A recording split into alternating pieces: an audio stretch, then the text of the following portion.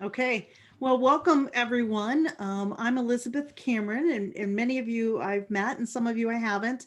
I am your chair of the MICPA Educators Task Force, and I teach at Alma College. We are a traditional private liberal arts school that usually is face to face, and COVID has changed that. So I have been teaching fully online since we were sent home in March. And the last year, March was a very different kind of experience because we didn't have the technology that we have now. So starting in the fall, we had in our school has everyone on the same platform because they didn't want to send students back to back. So we're using Teams and Canvas and then our course homework systems, that type of thing. And so I'm going to turn it over for Dr. Stacy Boyer Davis from Northern Michigan University, who is our vice chair for the Educators Task Force, to introduce herself and to say what she's doing. Well, thank you so much, Elizabeth. Hi, everyone. I have not yet had the honor and privilege to meet many of you here in the meeting, so thank you so much for joining us. Dr. Stacy from Northern Michigan University in the Upper Peninsula of Michigan. Yes, I teach accounting. I also wear a few other hats. I am the online learning scholar for our university. And while traditionally our school is in person, we have been growing our online presence significantly. Obviously, COVID has helped to exacerbate that. Now, we may have been online as an institution in the spring, or we call it the winter semester. We, as of fall, have been for the, primarily we were in person. And we did have, a portion or percentage of our classes that were online, but we, had a lot of safety precautions put in place that enabled us to be more in person. But we implemented a lot more high flex and modified hybrid type courses than what we ever had in the past. So these online, tools that we have, Teams, Zoom, WebEx, whatever it is, Google, sharing documents, our LMSs, all of these things have become so integral and important to what we do as educators. And we're really excited to, provide some tips and tricks and pedagogy for all of us today, to utilize these systems, optimally, and or, to share ideas with one another of how we've used them in the classrooms, either prior to COVID, now during COVID, and thereafter, hopefully once the pandemic has subsided. But so that's what I do. That's what Elizabeth does. I'm your vice chair. And if we could turn it over to all of you to introduce yourselves, who are you, if you don't mind, where are you from, what you teach. And we do have a short Zoom poll that we'll be launching right afterwards to ask you questions. So let's see, since on my screen, I'm not looking, let me turn it over to the gallery view and we'll talk about that in a minute. But can we go to Michael first?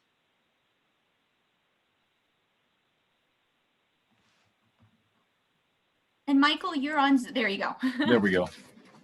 Well, I previously was teaching at Michigan State University. COVID has sort of cut some of those things down, and then I teach during the summers at George Washington University, and then also have some private practice things that I do.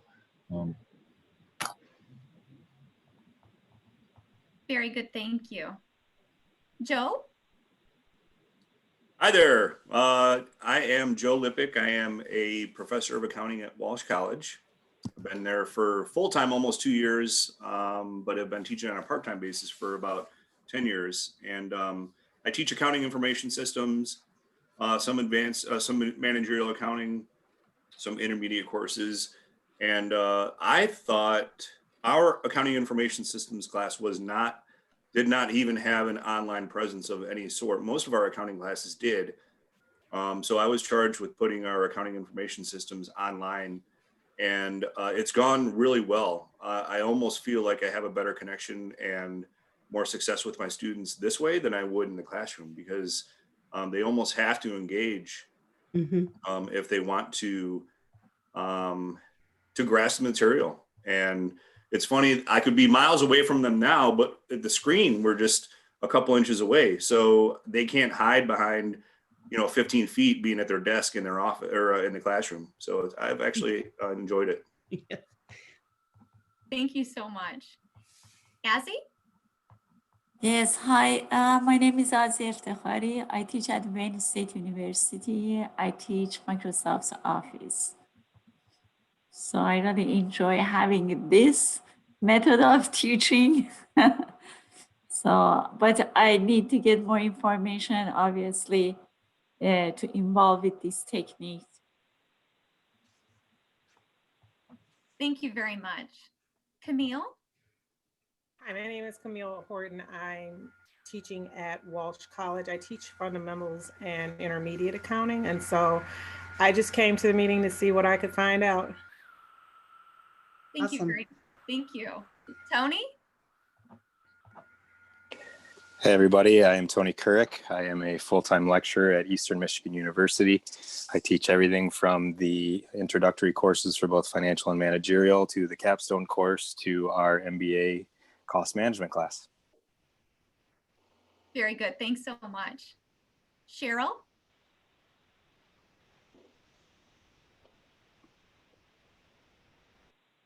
I'm Cheryl Dunn from Grand Valley State University, and I teach accounting information systems at both the undergrad and graduate level, and also introductory financial accounting.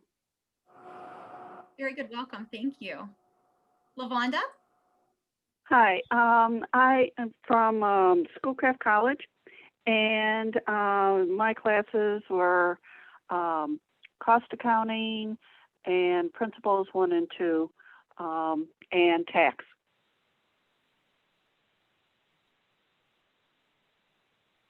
Excellent. Thank you so much. And finally, Catherine?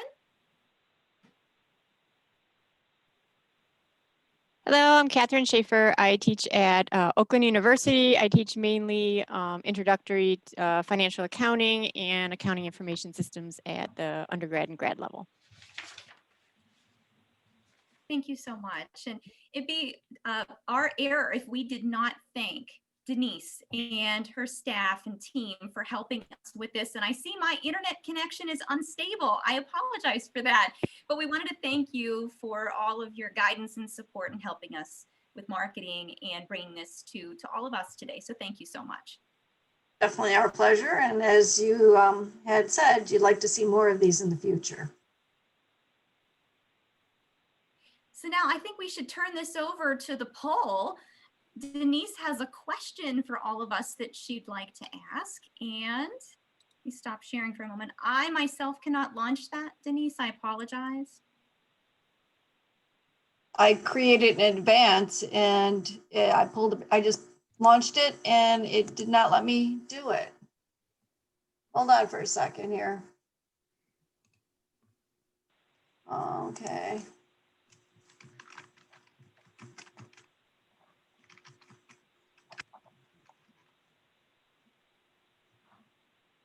You want to keep talking here? I'll add this to it.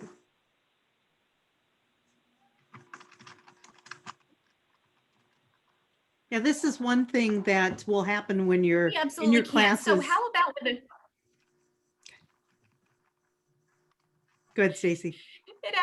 Yeah, sure, absolutely. So how about with a show of emojis? Perhaps how many of us, when we are teaching virtually through e-learning, synchronously that is, how many of us use Teams? With a show of reactions, either clapping hands or thumbs up, or how many are using Teams? Okay. So a minority of us here today. It looks like maybe 3 of us, including Elizabeth, since she'll be talking about that. Yeah. And how many of you are using Zoom then as your communications tool for? Okay. And how many of you? That's 3, so even. How Okay. many of you are using something? Oh, there we go. Thank you. So what's appearing on your screen? If you haven't used the polling before, you'll learn how to do this a little bit later. Just select the question, and when you're finished, end polling, and then we can share the results.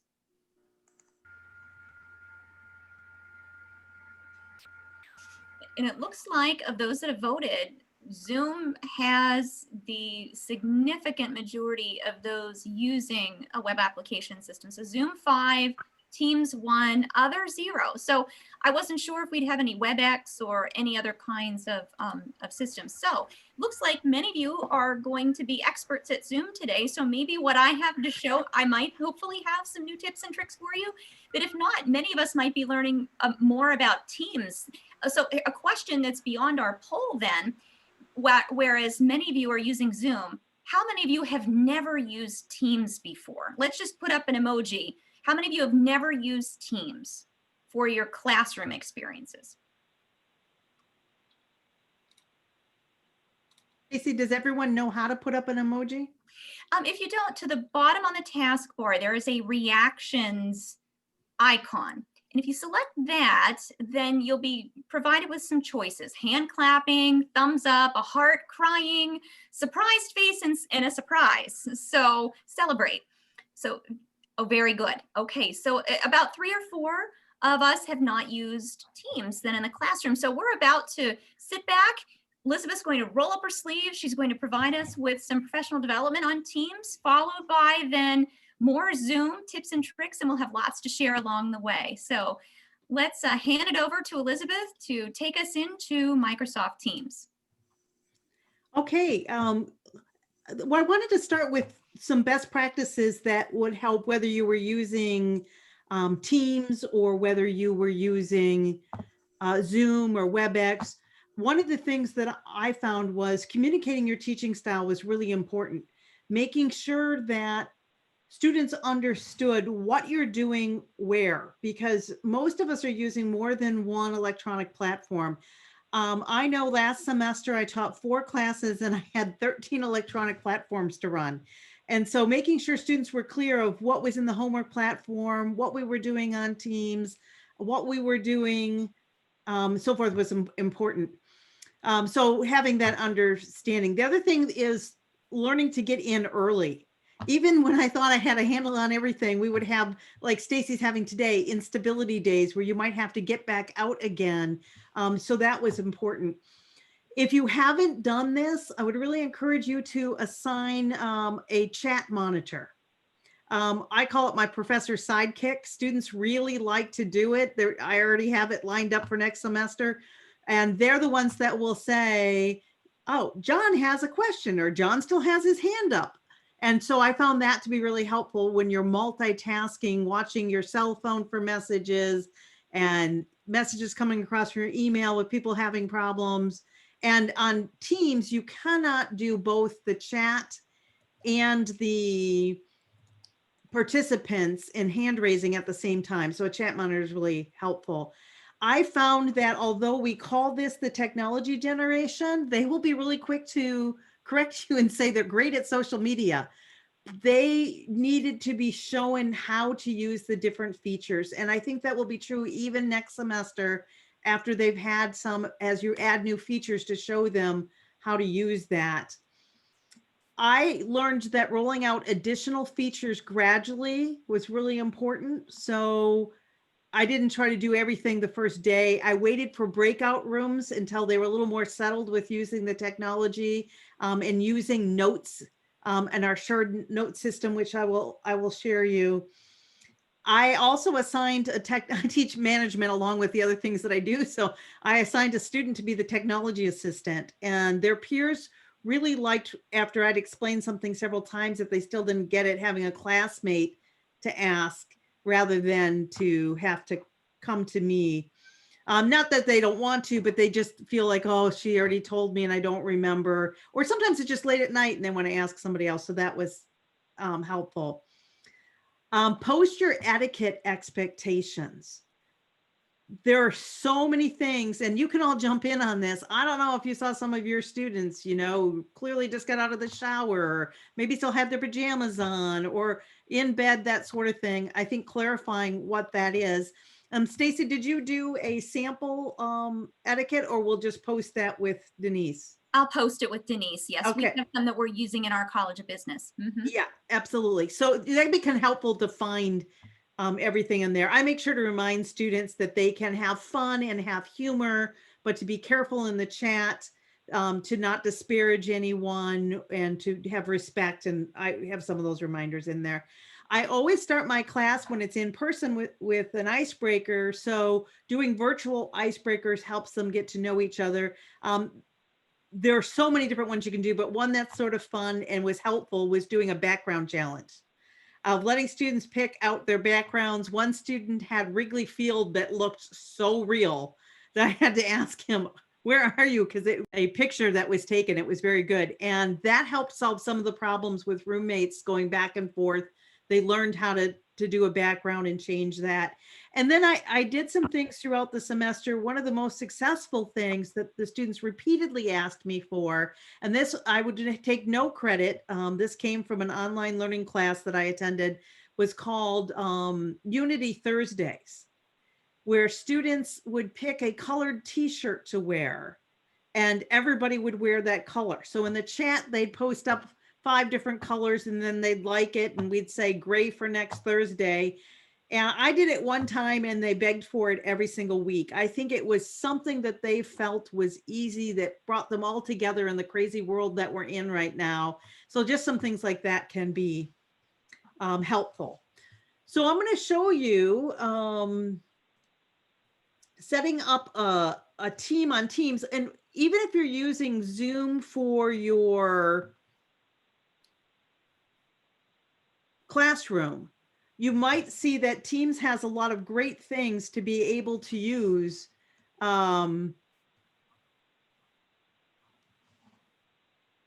Stacy, can you see my screen? No, I can't. Okay. This is something, now you should be able to.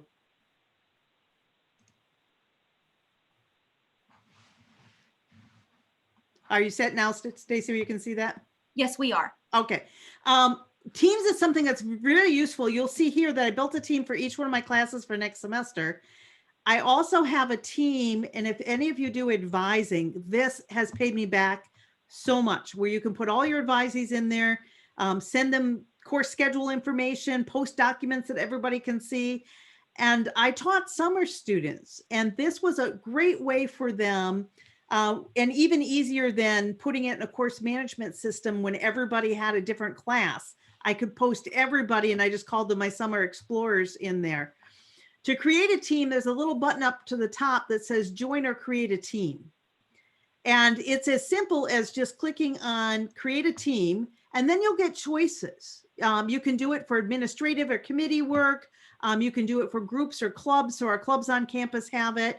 And if you click on the class one, you can create a document called Sample Class MICPA. I always put a description so that it can be found later.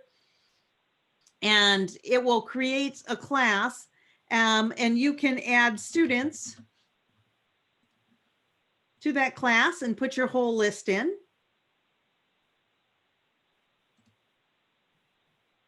And then it will create your sample class. And what's nice, and I'll go back to my teams here, is I always put picture icons. So at a glance, the students don't even have to read the label. They know Scales of Justice law class. My connection there with management is I always tell them I'm not good at camping. And so we talk about a lot of camping and management issues that have come up and so forth. And my most recent one has a lot of book reads, so that we'll put it in that. I'll give you a tip to always name your class where you can see the semester, and you can hide your teams. So these are the ones that I had from last semester and over the summer. The reason you don't want to delete your old teams is it's so much easier to copy over your documents that you posted from your prior class into your new class without having to recreate that. One thing that you'll see in Teams is when you add students to a team, I'll just show you one of mine here that I have up and running. I might want to manage my team. It will show me all of my members in my class. You have to go through, and if you want to delete a member, you can click X, or you can add a member. So as your class roster changes, that is one of the things that we're all dealing with, as you have to switch them out so they're no longer a member of that team. What you'll see over here on the left is what we call channels. This is when we talked about communication. It's really important to tell students how you'll communicate with them. I tell them everything that involves general things with the class, I post in the general channel. If it involves an exam or content for that exam, I do mine by first exam, second exam, third exam. I build it out there. So you'll see that I did a couple of things. I linked right here into their post. Students can just click on that and for the whole semester enter our Teams call. I also put that over into our course management system as a link, and they can get it through the calendar. So they have 3 different ways that they can enter the class if they're frustrated or they're confused or they're on their phone and they can only get to one thing, that sort of thing. And then I posted, and I think this is really important whether you're doing team or Zooms, I posted instructions, how do you get to the first day of class?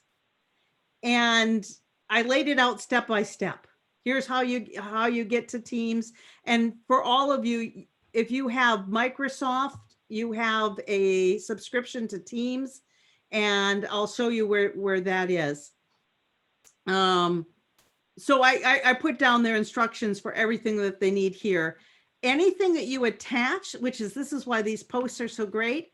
Anything that you attach, you can put it as a document here and it automatically uploads to files at the top. And so you see Ashley already is on top of things. I just did this earlier today. And I've got her responding saying, I can get into class. I know exactly what you're talking about. And so then I'll know right before class starts, the 3 or 4 students haven't responded to me. I reach out to them, walk them through it, so nobody misses the first day of class. So a little bit extra with that. So within your course, you'll have your general channel. You can set these up however you want to.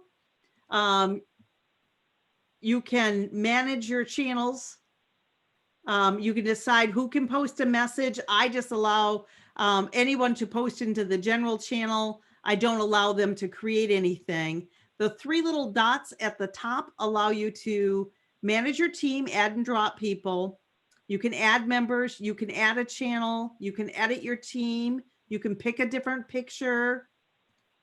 And stop me, anyone, here's how when you edit your team, you could decide, I like deer, and that somehow relates and has a picture.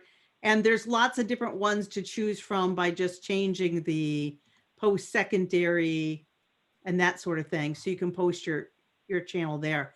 Elizabeth, a question. Yeah. This is embedded in your LMS Canvas, correct? Teams is not embedded in LMS. There's no way to embed Teams, but getting into the Teams, I embed in the LMS. Exactly, the link to it. Mm-hmm. Yes. So when you go to the LMS, I have everything as a link in the course management system. Let's see what else I can show you here. So what I have here, you can set up different channels. So I set up group 1, 2, 3, 4, and 5, and these will be the breakout groups.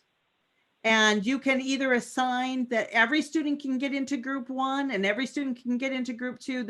The problem with that is then whenever they put messages in chats and stuff, all the groups can see them. So you can put in here 6 students and that's their specific group and only those 6 students can see that. My upper level accounting class, this is what I did. And then they worked in their groups to do all of their assignments and projects and that sort of thing. And so what you'll see is this is your general posting that you can send messages to. This is easier than email. Students use this a lot. They can set their notifications. And you'll see this little activity button here.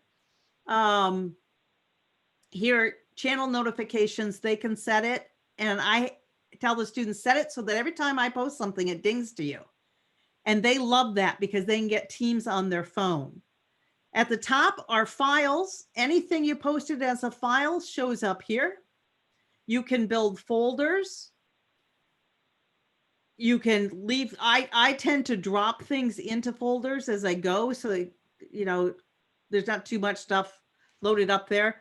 And each semester you can just copy this right over, drag it over to the next team, and it's not a problem. So I'm gonna go back, and I'm going to go to my fall class.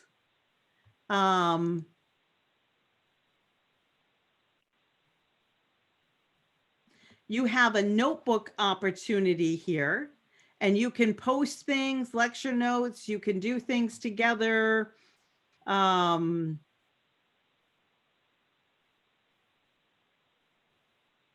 It's very helpful. I made something, and now I'm trying to remember where I put it, but I was going to show you a nice little umbrella I drew. Assignments, there's pros and cons. You can have students do assignments in your course management and drop them into it. My heavy writing projects, I have them put in assignments in teams. And the reason for that is when they do their assignment here, I can do track changes. Oops.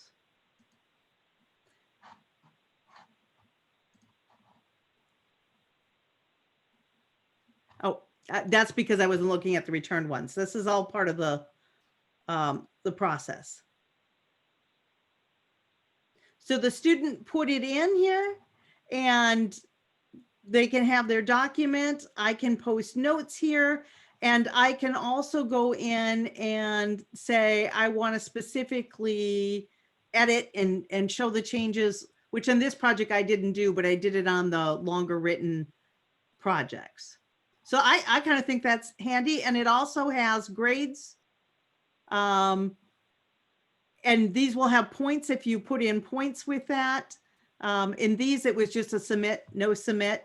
So I didn't want to show you because of FERPA, one of the other ones. I'm going to stop there for a second. Are there questions on that?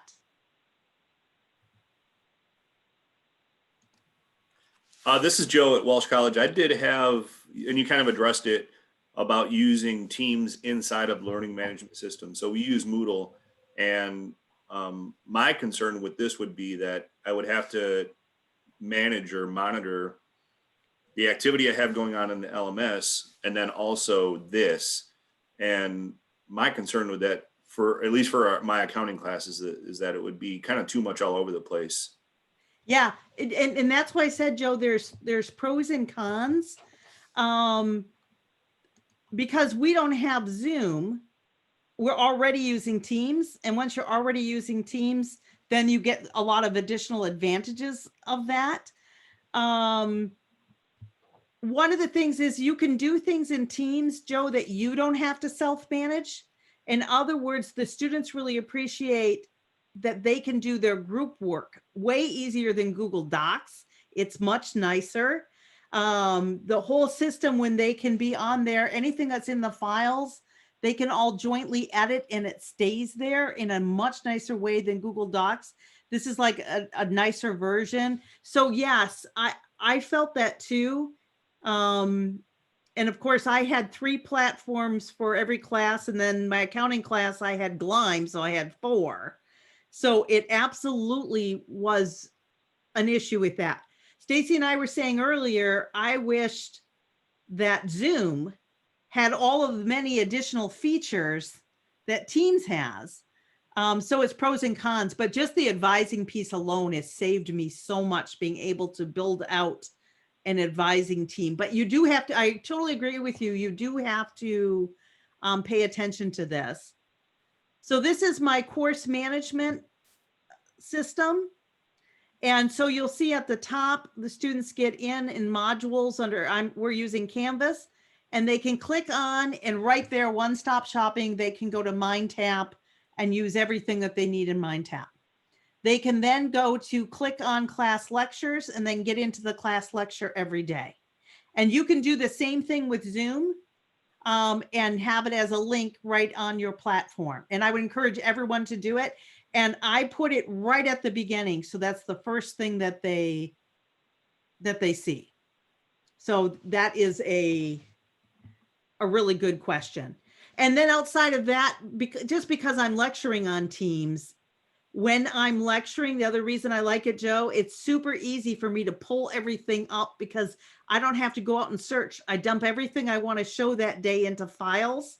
So the seamlessness of the lecturing is really apparent to students. You're like, there's not even a moment of a gap of I'm finding anything or I'm pulling up from a different document. So I guess that would be the other advantage that I see. But once again, you know, our school wouldn't pay for the Zoom accounts and every school has the Teams. So, you know, it's a COVID money saving measure, but it has that sort of advantage. The other thing I would say, if you are the advisor for a group of students, that's the other place that you could use Teams for your accounting association or for whatever group you might advise. It's really handy for them. All right. So a couple of things that I want to show you about getting started. And I would also say that if you don't want to pay for your own Zoom account just for talking to family and friends, or if you do consulting or what have you, most of you will have this right on your computer and it's free. You can talk to family and friends this way. So one of the things you can do is you can chat. And you can, I'll just pull up a chat from my secretary here. She won't mind. And you can respond in the chat. And so you can just type in any student's name. It auto populates, Teams does, with your school's email accounts. So that's the other advantage. Every single student that you're working with is very easy to get and to capture on this. So it's a great way to communicate. The calendar, I have set up a calendar. So this is what my teaching semester looks like for next semester. I'll start at 8 in the morning and I'll finish at 4:30 with what seems like a nice hour and a half break in between, but it won't because these kids hang over and these kids start early. So it's a really short little thing, but you can do it and set it up where it's all set for the whole semester. Now students have this calendar. And so the first day of our class is the 19th. They can click here, they can click in the learning management system, or they can click in the general post. So I tried to make it easy, especially as they get used to it. What is it and that sort of thing. The other thing I wanted to show you is this is the call center. So I have used this for advising. So for those of you that are doing virtual office hours, and we don't have Zoom, so I don't know that as well. So Stacy can jump in, but this feature allows you to, like my colleague who teaches with me, Catherine, I can look and I can call her. I can type in any student's name here. It will buzz them. It tells me right now I could click on and Emily could join us because she's on her computer and she's available. So it also shows the students for you during your virtual office hours that you're sitting by your computer, you're available, and trust me, they will call you. And so then your frequently called ones are available. You have all your contacts here. It leaves you a voicemail. So if the student can't reach you right there on your computer, to leave a voicemail with a text response that gives you every word that they said. It will show you a history. So it'll tell me that I was on the phone for an hour and 29 minutes with Dr. Chen, that I missed a call from a student. It will tell me how long this student I spent 23 minutes with, and this colleague I spent 55 minutes with. So those data analytics are also really interesting, but I found this call feature to be really helpful because it goes right to your phone. So you can be anywhere and have your virtual office hours, and students really, really like that.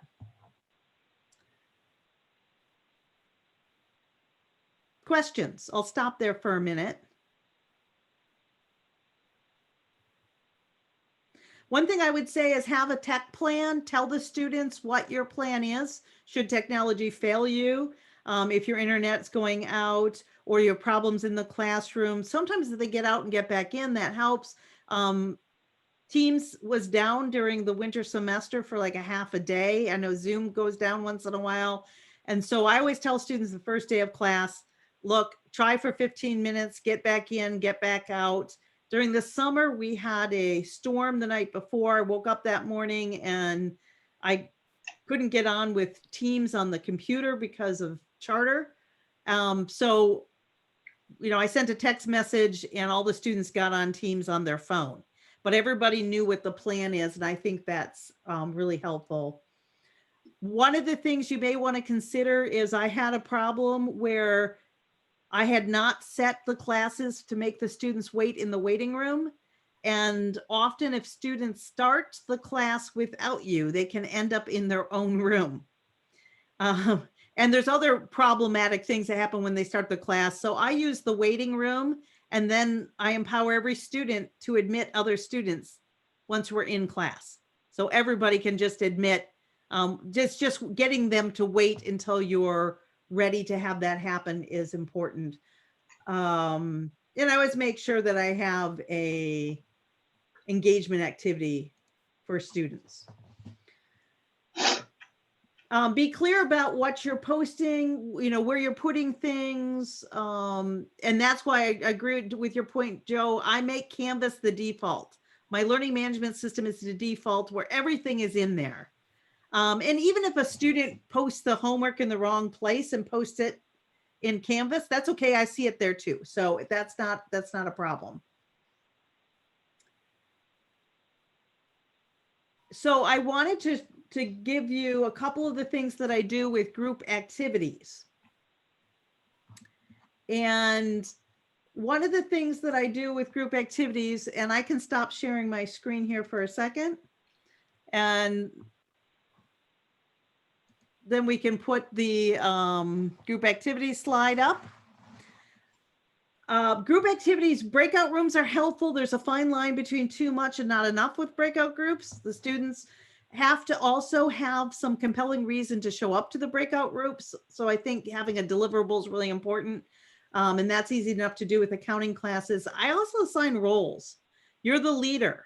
If somebody in your team is missing, reach out to them, especially if they're learning breakout groups. And I assign someone as the note taker and I rotate that so that they get to know each other. And they've all said they really like that. It makes them feel like they have ownership of doing something. I stop into all of the breakout rooms while they're doing it and they really enjoy that. We do have some competition. My students like competition.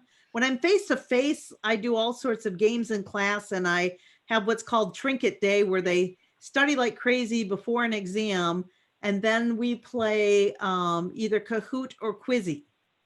And they love that. It's harder to do that virtually. So this last semester I did stickers, virtual stickers. And they really liked that. It was competition. So I linked into the general channel. And you can do this as well in your learning management system. You can just plop in your Kahoot or your Quizzy link. And students in one stop can jump in there. And so we actually played these games online virtually. It worked. It was fun. It helped them figure out what they wanted to do. Kahoot is very similar to Quizzy. If you haven't used Quizzy, I like it better for classes that have longer fact patterns, which most of my classes do and most accounting classes do, because it has an unlimited field of where you can put in different things in there. So it's a little bit better from that perspective. All right. So I already did speed dial. So warnings.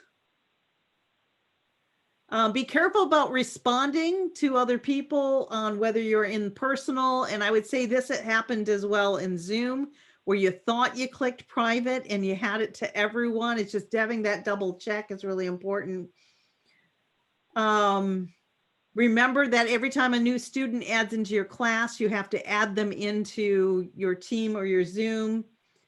And data analytics, it shows everything. So I think you're going to see more administrators using the data analytics on the programs they have access to say, you know, hey, Barry only talked with students for 5 minutes today, or he wasn't available at all during his office hours, that sort of thing. So the data analytics, you just have to be aware that are there. And there's lots of, the nice thing is there's lots of different apps that you can add into this. That is the one thing that I like about Teams. I've used Zoom a little bit, and I don't know if it can do this or not, but you can add just about every conceivable app. And it's very easy to record, and then it just goes to stream for your lectures. So I'll stop. That's my spiel. If anybody is using Teams or wants to use Teams for a club or a group or whatever, I've been training people at my school of just some of the bells and whistles on a one-on-one. Don't hesitate to reach out to me, and I'll give you a one-on-one training. So I'll turn it over now to Stacy. Thank you very much, Elizabeth. And I think Denise is going to make me the host. So that way all the bells and whistles are available to me to show to you. All right, so are you going to do more than just share your screen? You're going to do the whole meeting, correct? Yes. Mm-hmm. All right, let me withdraw you as a co-host. And Elizabeth, you're still co-host, so if any reason we lose this, we should. Tell me. Yeah. Yeah. All right, let's try here.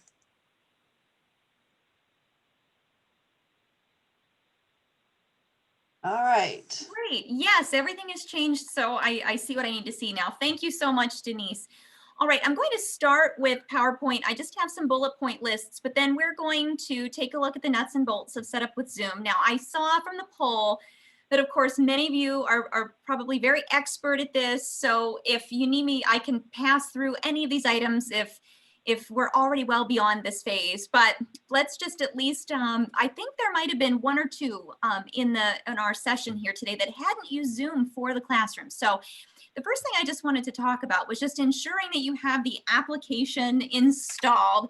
That what I've noticed is if our computer or operating systems aren't updated and current, that it can cause some issues with Zoom dropping and, you know, impede any kind of maximum operating functionality. So, you know, always, not only for ourselves, but encourage our students to do that as well. I know just this past semester, we were using Respondus Monitor for integrity, ensuring, you know, some proctored, you know, videos for our exam periods and so forth if students were taking exams asynchronously.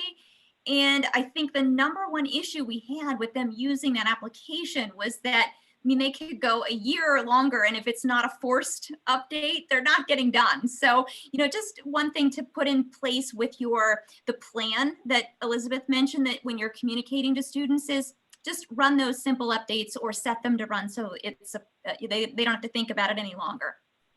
So if you're new with Zoom, definitely take some time and practice with it. And how you can practice, there is a test website that you could use, or you can just set up a link and maybe send it to a colleague, your family, your friends, or whatever, and you can, you know, play around with all the functionality and ensure that you're expert with it before, of course, you get it in front of your students, although there's something to be said about being authentic, and we'll have a note on that a little bit later. But you can practice with the connectivity. And the test website, it's http:// it's zoom.us/test. And that's you know what it is. It's also when you open Zoom for the very first time, you can test the functionality there too. Definitely want to ensure that your audio and video is working as well as it can. And I know that Elizabeth has some of the best technology in front of her. She's upgraded her audio, her video. She has 3 monitors at her dashboard office, the Cadillac of all of the equipment. It really does help to have some of those bells and whistles to, you know, help us be able to do what we need to do. But, you know, as far as audio, recommending to our students, they don't need to have top of the line earbuds or headphones, but having some sort of audio mechanism, because if we're in class, let's say that you have, and I'll talk about hybrid teaching a little bit later, but let's say that you have an in-person section along with a Zoom session happening simultaneously. In order for those students to communicate with one another, at least to be able to hear one another, if the room isn't, you know, an ITV room, then they need to have those audio earbuds to be able to, and they need to have their computer in class as well. And I'm going to stop sharing here just for a moment. We have some chat messages coming in. So can someone post that test URL link? I absolutely will. I'll make sure to type that in before the end of our session. And Elizabeth, it's the Yeti mic. And students said it greatly improved the sound quality, the Yeti mic. Maybe she can post a link for us on that too. So I just have some, well, some, I have the wireless earbuds and some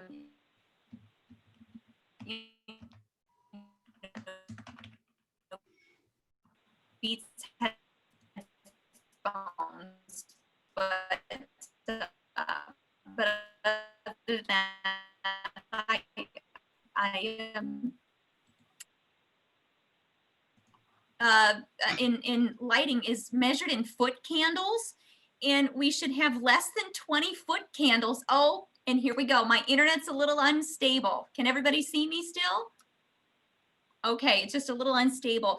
But the guidelines are measured in foot candles, and we want to make sure that we have less than 20 foot candles TV plays. And if you're not sure what foot candles are, it's really interesting. You'll have to Google it.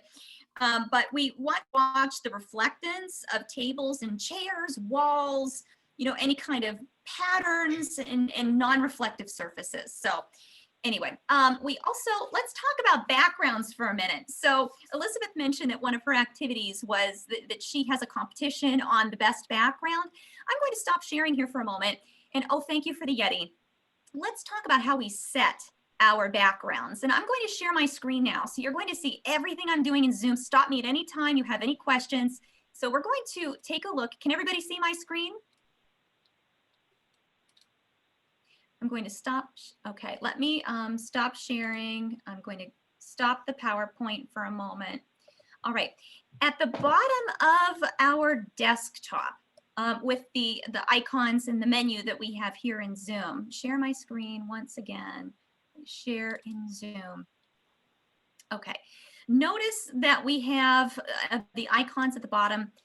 I'm going to go to our video settings. There's a caret, the downward V. Lots of choices on these menus, and I'm going to go to the video, choose virtual backgrounds. If you choose virtual backgrounds, there are many pre-canned here, but you can upload your own in terms of you know, photos or whatever it is. But something else that the students think is rather fun is you can go to the video filters and you can you know, add a few you know, fun filters for the class and so forth. But just that's where those are located. It's in the video drop down, but here's some other things that I'd like to showcase today. So in terms of audio, this is where you're going to test your speaker, test your mics, adjust your volume, and so forth. You can automatically join the audio when you connect to a meeting, or you can have everyone have their mics muted the minute they come into the class. I don't do that, but you can. It's an option there. And just like Microsoft, where these icons have lots of menu choices, we also have other places in Zoom where we can set these very same attributes. So, and I'll walk through that here in a few minutes. But as far as video, again, this is where we can choose different cameras if we opt to use other cameras, or, you know, different cameras on different monitors and so forth. If we would like to, we can touch up our appearance, beautify ourselves, I suppose, if we wanted to. I generally don't have that on. We can also auto adjust our light for the video. And I saw that we have another chat. So yes, don't be afraid to mute students or forget to do so. Absolutely. Because they come in, they might forget they have their Zoom on. And don't forget, I mean, you can always remind them too, and I don't know how many meetings have you been in and we start talking and we forget to unmute ourselves. You know, don't be afraid to, you know, indicate that as well. All right, so back to the video settings, the chat settings. So you have some control over these chat settings as well. You can show a voice message button. You can elect to indicate if you're away for any period of time. It will enable then the rest of the audience to see that, and you can change the amount of time for that message to appear.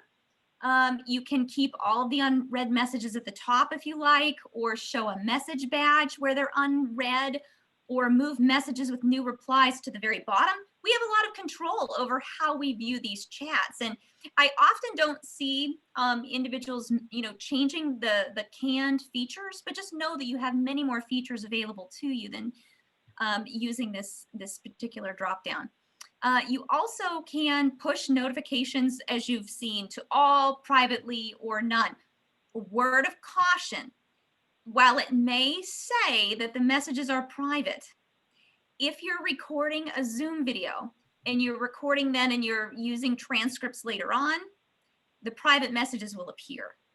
So if you've ever had that happen, lesson learned, but they're private for now, but not if you're using the file later.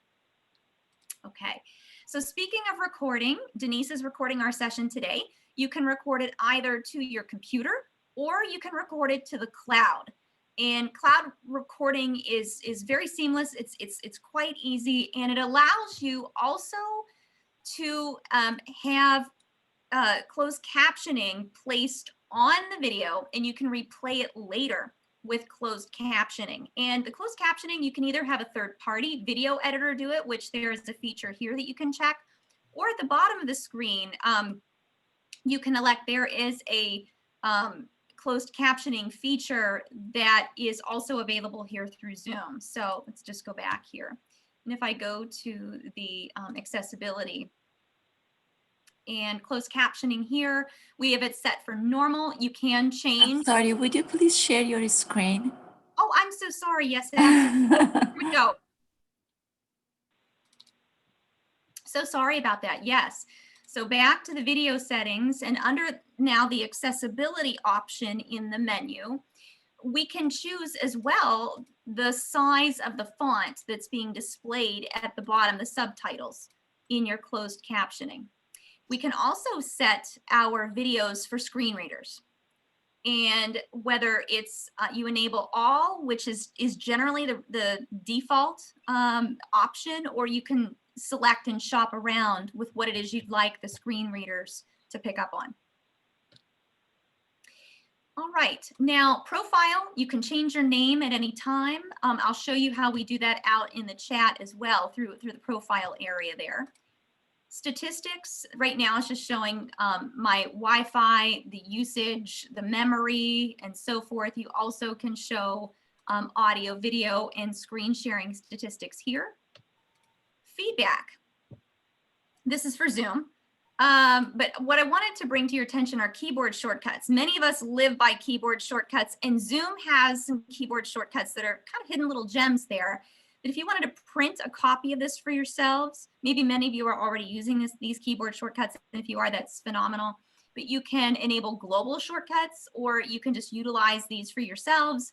But definitely print these out and use them. For instance, the Alt F1 is switch to speaker view, or the Alt F4 will close the current window. And those are really easy, make you a little more efficient, and you don't have to pick up your mouse. So those are some of the keyboard shortcuts. Now I'm going to stop just for a moment and stop sharing and just ask, so far, of any of those features, are there any questions on accessibility, closed captioning, recording, video backgrounds?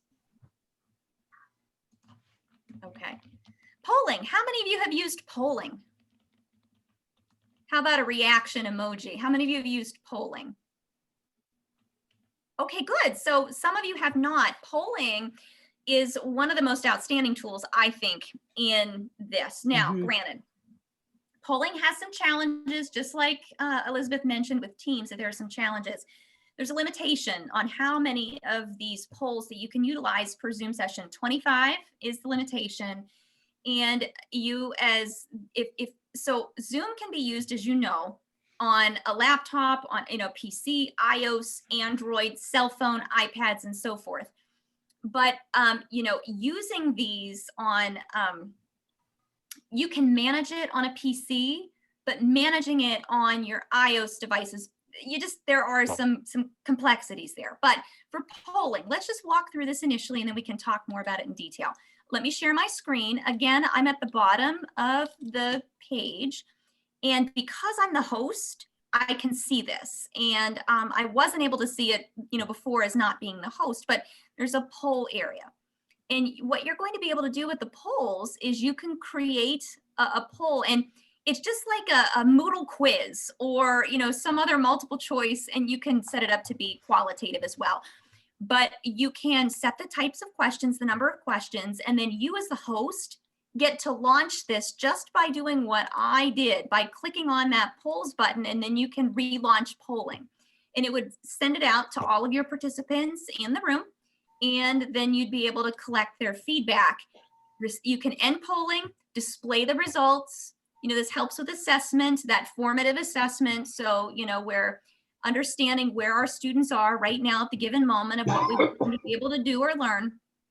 And you can export these results to Excel or to, some other, perhaps a Notepad, Word, whatever that is kind of, document that you'd like to use. And that's really important to be able to have those, to resort back to, to help us with assessment. But we can export those. There is an option when you finish that you can, in the report section, which I'm about to show you, that you can export. And I see we're getting short on time.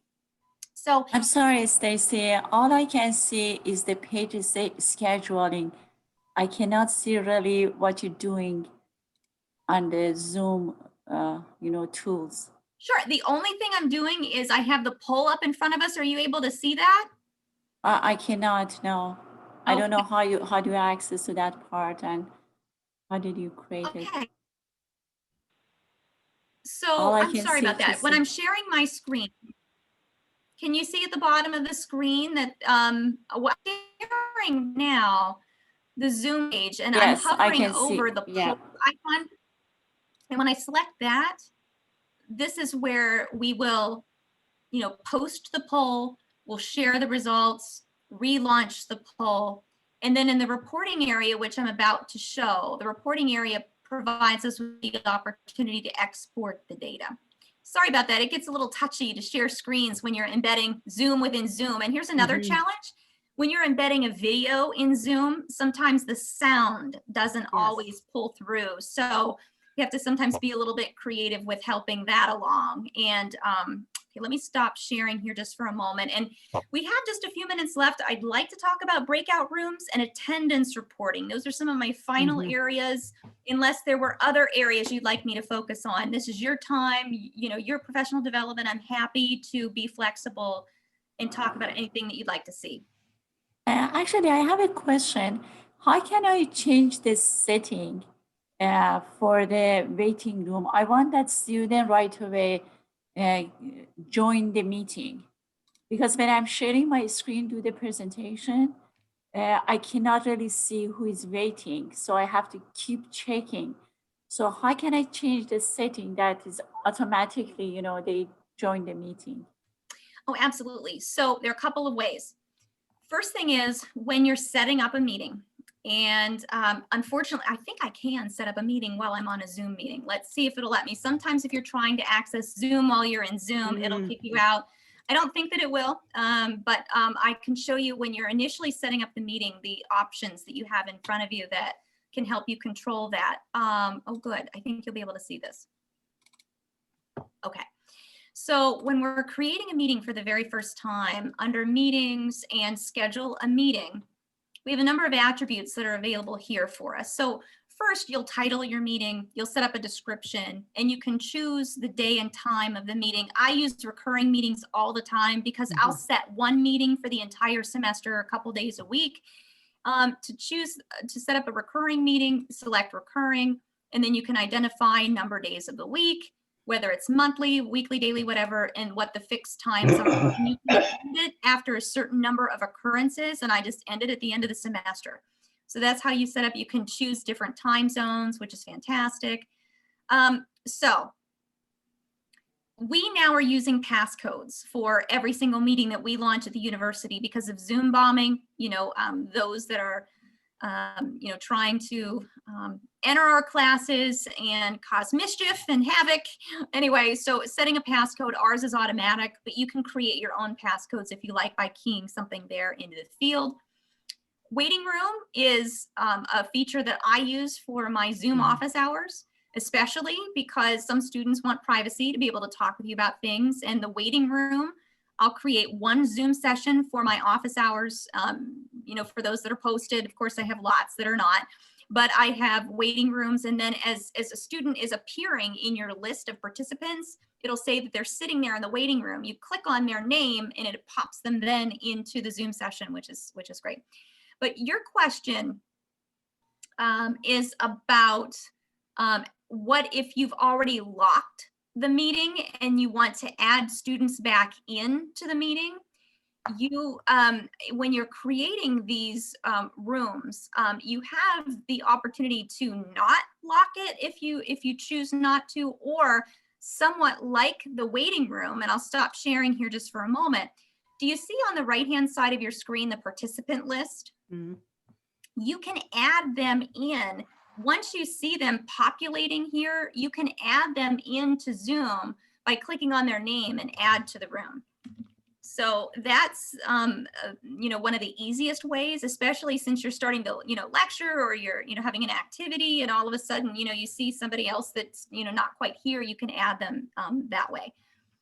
So the waiting room, I want to show you another place where you can add the waiting room. Now that's creating a meeting in the first place.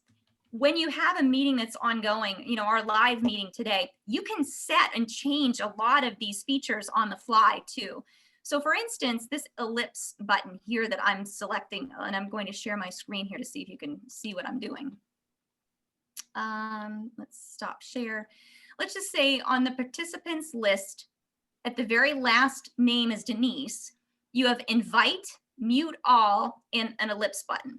When you click on the ellipse button, there is an option here to enable the waiting room. We could enable the waiting room right now, and it would add all of you to a waiting room. And then me as the meeting host, I would add you back in one at a time, or two at a time, or all of you at once. So, and here is also the lock meeting. If I were to lock it now, I also then from this listing can unlock it. And Azzy, that probably is the easiest way while you're, in the middle of a session, rather than adding students in, is that you can unlock the meeting from this ellipse area. Okay, so unlocking a meeting. But locking a meeting is great too if, you're teaching professionalism and you want students to be on time, and, or you can lock it to prevent others from inappropriately entering if they shouldn't. So, but also passcode for privacy purposes can do that as well. Did I answer your question? Thank you. Oh, good. You're so welcome. And then finally, and I realize it's 1:03 and I'm so sorry. We love our technology, the breakout rooms. I use these for Think, Pair, Share all the time in my classes.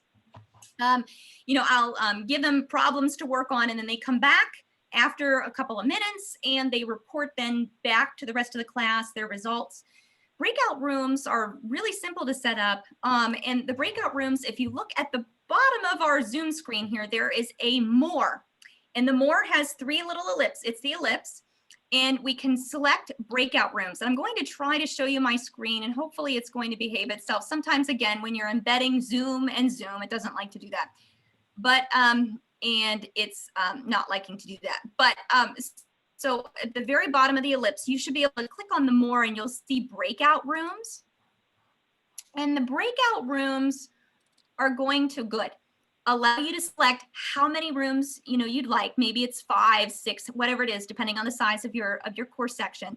You can assign your students automatically to it, the meeting attendees, or you can assign them manually. And what will happen is the list of all your participants will appear in front of you, and you just click and plug and play to whichever team you'd like them to be part of, or you can let them choose their own.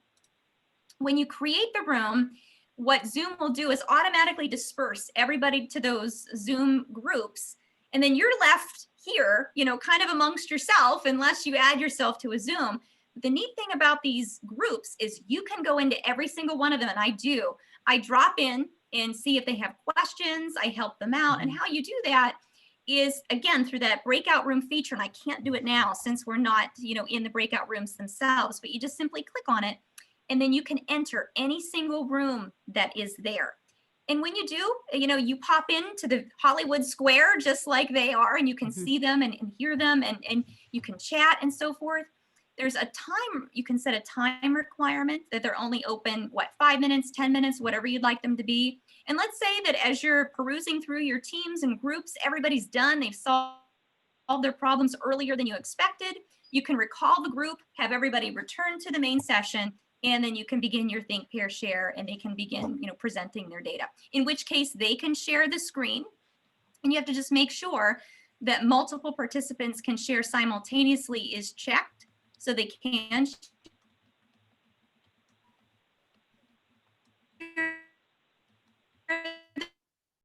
the screen, and that is one of the options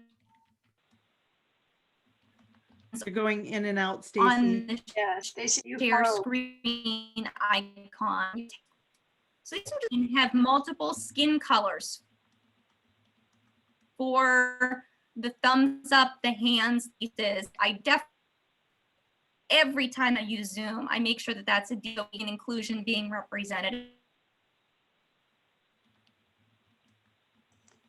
Stacy, you're freezing up. Oh, What Stacy was going to say there was to set the settings so that we make sure we have diversity and inclusion, so people can pick the appropriate icon that might represent who they are.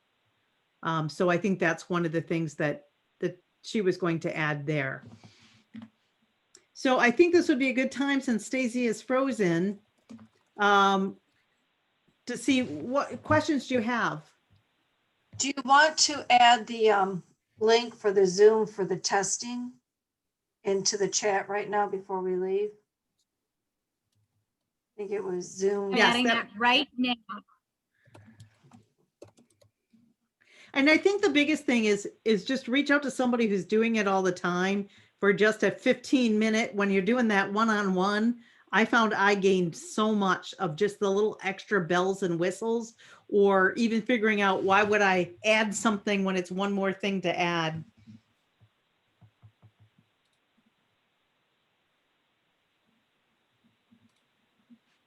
Can everybody hear me okay now? Yep. I'm so sorry about that. Yes, we've had some internet issue connectivity this week, but that happens to all of us, doesn't it? Mhm. And our students are very understanding of that, aren't they? I mean, they themselves experience it. But just having that plan, what happens if, is what's most important along the way, and that communication and documentation. And I can't stress enough how important it is to have your Zoom links posted in multiple places. What if the LMS goes down?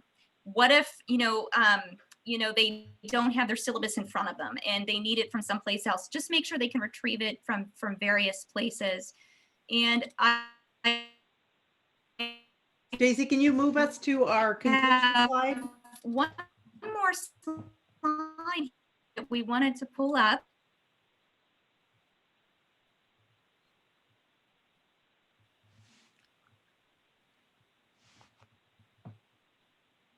Hello, can you hear me?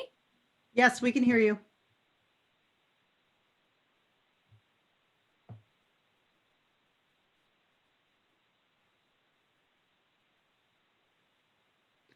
Your screen is frozen though. It's not pulling up.